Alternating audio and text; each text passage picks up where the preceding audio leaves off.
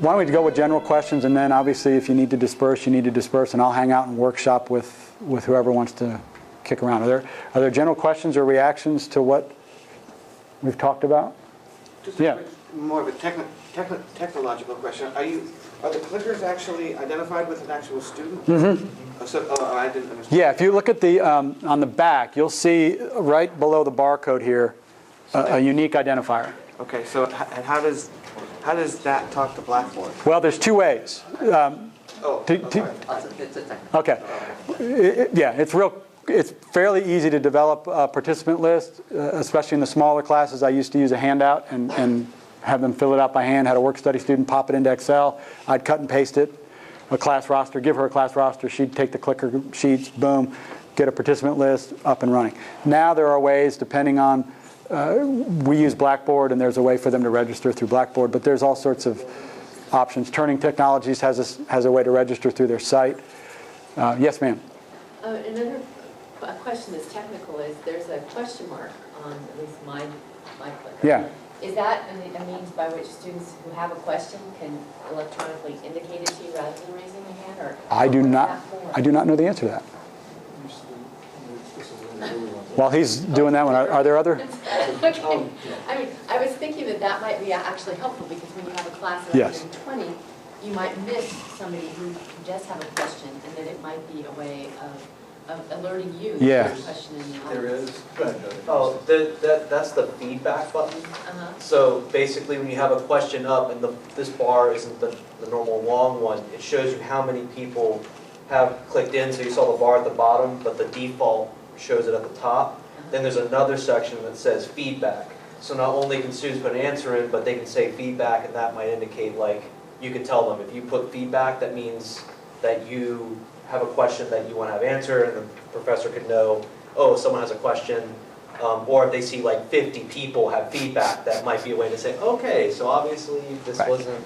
And if I may interrupt, also the more advanced models with Clicker, there are where you actually communicate by typing in through ResponseWare, through our new NXT Clicker, which is set up like text style, where you can do essay type questions. There you can actually ask the question and have that sense of feedback. That, obviously, that's the more involved in what we're dealing with right now. Good stuff. Yes? I can't recall whether Anna's going to speak to this or Utah, but how many people are actually using these on the campus right now? Do you know? Good question. I think I just typed it up last night. I didn't do a count. I would guess, so that I know of right now this semester, I think we've got 8. That sounds right. Okay. 8 instructors. Some have multiple classes. I think overall, because there's some people who taught in the fall but are not teaching in the spring, there's probably a group of about 12 to 15, I'd say. And then we have departmental use as well on campus, so not just in instruction, and use these for other things as well. So that's... I'm sorry. I was going to ask a similar question. At your campus, how has the use of clickers been implemented? Is it simply an individual choice matter? It started out that way, and I'm really glad you guys are doing it your way rather than our way. If in the brief history of the evolution of clickers, started out infrared, which was terrible because you were using it under a fluorescent light environment. So that was terrible technology. And then then that was usurped by simply a bad economic model, which was that clickers got tied to certain textbook companies. So McGraw-Hill had their clicker, Pearson had their clicker. They were working with existing companies, but then when you bought a Pearson textbook, you wanted to use this other clicker, there was all sorts of royalty issues because everything was bound and bonded and bundled and whatever, okay? That was terrible. What ended up happening was I sort of called our IT folks in our Center for Teaching Excellence and said, can you guys run a comb through this? This is absolutely a nightmare. Students are having to buy 3 different clickers, da-da-da-da-da. Computers are locking up because there's 3 different clicker models on there, all sorts of craziness. So we sat down, we said, okay, let's have the big 3 come in for a shootout. Let's see which one we like from a business model standpoint, from a student model standpoint, from a technology standpoint, et cetera. Turning Point won the shootout. So they're now a preferred vendor. There's a few folks holding on to e-instruction because that's what they know, but they're hopefully going to make the jump, and we've basically become a Turning Point campus, which has been helpful for the students too, because now you're buying one clicker that you use maybe 6, 8 classes, Yeah. Are you able to generate data on the back end from your quiz questions and attach those to your student learning outcomes? And if you can, are you doing that successfully? You can. There are a myriad of reports that you can run, and you can actually link your quiz questions to learning outcomes. I don't do that yet. That may be interesting to find out, because obviously assessment, program level assessment is the thing now. So right now we're scrambling just to deal with some other obligations with program level assessment, and this would become probably a stage 2 to be able to say, okay, these 5 questions dealt with this program level learning outcome. But I think with certain programs that have much tighter universal program level outcomes, like a nursing school that has 150 whatever program learning outcomes, we've got 4 very global ones. So for our department, because there's no accreditation agency for communication studies, but there are other disciplines that I know, nursing being the most obvious, where you've got almost a microscopic level of oversight over everything. This would work great, because then you could say this one is tied to learning outcome 136 or however many you have. Yeah, I think that could be a neat opportunity. And that comes, I think they've done that because they came out of the K through 12 need for that kind of connection. Other questions or reactions? Yeah. Do we have access to borrow any of these devices? So I'll give a quick rundown. So if you would like to use them in instruction, the first thing that we request is that you contact your instructional coordinators.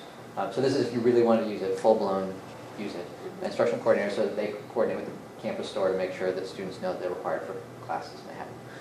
For testing kind of use, like I want to try it out, this was something that Ann was going to talk about. Oh, yeah. Right. But the CRTE just acquired 600 clickers, and there's going to be a way to request them. I think there's a online. Excuse me, if you go to the center website, which is crte.ucmerced.edu, and go to faculty services, we have more information about our clicker system and a rental policy. So just be in touch if you would like to try it out. So I think that's a good way to get started and see how it would work for you. I think in the long run, carrying the clickers around and handing them out in class takes time and stuff. But and that's kind of the if you really invest in it and go for it, have the students. The nice thing again is that hopefully we have this one clicker technology on campus. They just have to have one. If they, and if a whole department or something decides like, oh, we're going to teach it in Bio 1, now Bio 141, Bio 101, all of them know that their students have that clicker already. It's done. So anyway, so that's just kind of long-term use versus short-term testing. They are about, After tax, it's like close to 40. right, Yeah. $40. Yeah. Our students, I mean, granted, every student population is different, but our students don't balk at it if you use it. That's the key. They've come to me. There's another instructor, in my department, and he sort of used it, didn't use it well, blah, blah, blah. When it didn't work, he would sort of blame the technology, which of course got the students not trusting the technology. Don't ever blame the technology. I mean, because then, especially if you're using it for quiz grades, right? So another brownout in California. Okay. Because if you start to say, oh, I can't use this stuff, or oh, this stuff is crazy, then all of a sudden they're going, wait a minute, you said my grade depended on this stuff that you're saying you're not good at and doesn't work right. So what you just have to say is, my standard response is typically, I know what's going on here. I'm not going to have time to fix it today. And then I write IT and go, what the heck's going on here? But because most of the time it does work. So there is some little glitch that needs to get reset. Getting back to your point, if you're going to do it, the most elegant model is to have them buy it, they register it, it's them. If it's not there, they're not there, and everything's good. No, I was just going to add on top of that, we're putting receivers in every classroom.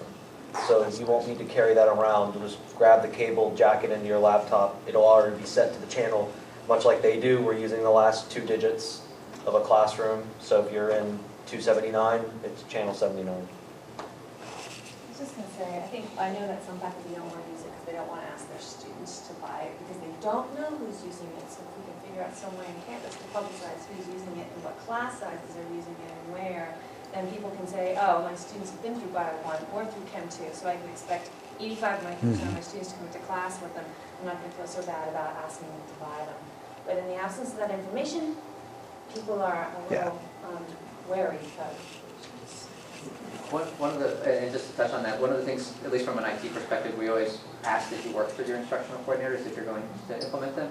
And that sort of helps because you've got somebody within your school that can say, yes, here's all the other people. So it's more localized. We can certainly do that. Shooting from the hip, Bio 1 uses them, Chem 1 and 2 use them. And 10. And 10. Bio 101's using them, Bio 141 is using them. So actually it's a lot of natural science classes now I think about it. And one of the things you'll also be able to take a look at, and again, this could be a department thing, some of the textbook companies that had an affiliation with Turning Point have maintained that, and they've already got Turning Point slides created with a given textbook. So again, if you're looking for that whole, do I want to explore this thing, it may be worth checking with your textbook company. And the biggest one that, and they were probably the first people who really wanted it and haven't quite adopted it yet, but the core class. And if the core, basically we know that all freshmen, at least, not, I mean this wouldn't help the transfer students necessarily, but if all freshmen went through this class and they were expected to purchase a clicker, then pretty much any class could expect that this student has had to purchase one. Yeah. Now they could always sell it back or share it with their friends or whatever, but that certainly on our campus would be a place that, you know, we would make a big stride forward for people to kind of feel like they're not just going to have to use in one class. Now we can actually help them benefit from making that one purchase. So what's the time, like, how much time did you spend initially setting up your slides for? Right. Well, I was already addicted to PowerPoint, you know, just in terms of keeping me on track and just having visual reinforcement for what I was talking about. So for me, it was really just a matter of you can download the software for free. Okay, as a creator, you can have access to the software for free, and then it just becomes a matter of being able to do the what's the word I'm looking for? But being able to have the receiver requires the registration. So for everybody on campus, on your desktop in your office right now, you could go to Turning Technologies and download it and mess with it. And that's where I started. And then I just started I started looking at the textbook questions. That was the first thing I just started composing and pulling in. And then I started creating some of my own. And eventually I got to worksheets and all that sort of stuff. But it was really just a start of, let me just take textbook questions and a few key questions that I normally ask anyway and create a slide around it. And so it was a real simple wade into the water, and I just found the water warm and kept going. But is Yeah. it enslaved to PowerPoint? No. Or does it run on other? No, the software that I'm using, Turning Point, is embedded in PowerPoint. There are other response softwares by Turning Technologies, ResponseWare and a few others, that are floating, that will float outside of PowerPoint. In fact, if you use a Mac, you have to use the Turning Point Anywhere software. Right. Yeah. Yes? Can a student register the same clicker for two different classes during the same semester? Yes. Yes. Yes. Yeah. Yeah. Yeah, they could, that's, and what I like, and again, I'm not trying to sell Turning Technologies, but what we liked as a university was the system was very simple. Buy your clicker and now it's yours. There's no renewal fee, there's no subscription fee, there's nothing. And then for the faculty, download the software and create slides. And then the IT folks are the only ones dealing with money and ongoing relationship. That, you know, it's perfect. It's perfect. I mean, then they're the ones with making sure the classrooms have an active subscription. That's it. So instead of dealing with 300 faculty and wondering if they've got their act together, we're dealing with, 80 rooms or whatever and making sure that they're up to snuff with the receivers and the registration. And so what's nice is everybody has a simple job. And the students have the simplest of all. Just go to the bookstore, buy the clicker, tell me the number on the back. And then they own it. If they lose it, they got to buy another one and tell me the new number. But it's nothing about, grades don't go off campus and back and anything else like that. It's all in-house. So for me, originally until, again, I'm using Blackboard Learn and there's a connection there, but prior to that, it was just running a report sub-feature of Turning Point that kicked it out into Excel. And then I just copy and pasted that into my grade book. Took that row, copied it in. And it was very simple. And here, with the new integration with Sakai. It's right from within Turning Point. You can just push your gradebook right up into. Just this semester, we integrated it with crops. So if it's right within your crops class site, you can get to it. So there's no,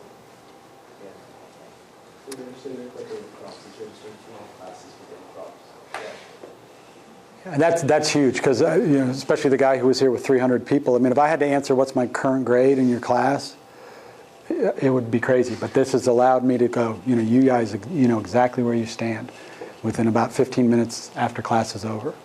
Yeah. Because you use your clicker partially for attendance as well, have you ever caught anybody like friends having done clickers? It occasionally happens. My only solace there is if I passed around a roster, people would sign each other in. Yeah. It happens. Now, occasionally what I'll do when I've got them doing a group activity is, I'll look at the response counter, and the response counter said 94, and I'll count. And, if it's been significantly different, one of my fun experiences as an instructor was I did that one day. It was like a rainy Friday, and, a lot of people had cashed kind of whatever. And there was about 10 difference. So 10 people were yanking my chain, and I stopped everybody and I said, get out your IDs and line up over here. And I heard about 3 or 4, oh shit. It was awesome. And they had to line up, and I had a class roster with me, and I just checked them off. And, and then I emailed the folks that weren't there, and I said, somebody was cheating on your behalf. You fail the course unless you can get that person to come in with you to talk about an alternate resolution. It was beautiful because they were caught in a real dilemma. I mean, I'm going to have to get Cindy to come and risk punishment, or she can just go, sorry, you told me to bring it in. You didn't tell me I'd have to back you on this thing. To their credit, most of the partners in crime came in, and we had a real, moment of, but it was good. But yeah, so that happens. But it doesn't happen with anything more than others. And again, some of the humor that I'll use to prevent cheating, I'll say, look, if you feel like somebody's cheating off you, feed them the wrong answer. Just remember to react appropriately. And we joke about that. C. Put in B. B. B's the right answer. Give that person C. So we talk about ways to reduce the cheating, but obviously that happens. Yeah. Any other? Yeah. If I may. Yes. Unlike Rick, I am here to sell. But I'm not going to. I just wanted to say a couple quick things. First off, here at Merced, you're very fortunate because I deal with colleges, universities all over Northern California. And Joden and Todd and their staff and their crew are on top of this like no other school that I deal with. So you've got great support here. You've got an intern program here. You got folks that really know what they're doing and really know what's going on. So there's a lot of support here for it, unlike a lot of other places that I deal with. So I just wanted, number one, give props to them, but let you have some sort of comfort level knowing that if you do decide you want to go forward with this or try it, you've got a great support team here. Something else is if you do want to go forward, and I'm sure there's going to be a mad rush to get all those 600 of those clickers, I've given everyone my card. Please just drop an email to me. We've got demo kits.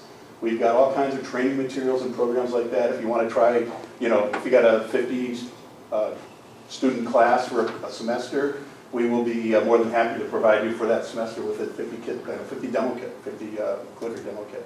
So there's other ways around that as well. And also, just after today, if you just want to get a better feel for it, the website's on that card. You go to the website, there's a lot of online tutorials, there's a lot of training, that kind of stuff. You can just sit there for 10 or 15 minutes and kind of get a better feel. And put the headsets on, trainer guide you through the whole bit, just for the basics and let you know what's going on with that. Okay. Thanks. Any other questions? And again, you mentioned, how did I get started? The thing that I've worked out, and then the hard part is to force yourself to work beyond it. I just had to work out, I need a column of grades in Excel. And then I worked backwards from there. What's my workflow to get there so that I know that they've engaged on a daily basis, every class they prepared, every class they read, every class they reviewed. And that was my workflow. So I learned enough about the slides to create the kinds of questions I wanted. I learned enough about how to export to get it into Excel, and so I could copy and paste it into my next column in my quiz score Excel sheet. So talk with folks, work out your workflow, and then just from there you can expand on learning next features and learning next enhancements and that kind of thing. So thanks for your time, and if you have any other questions, I'll hang out.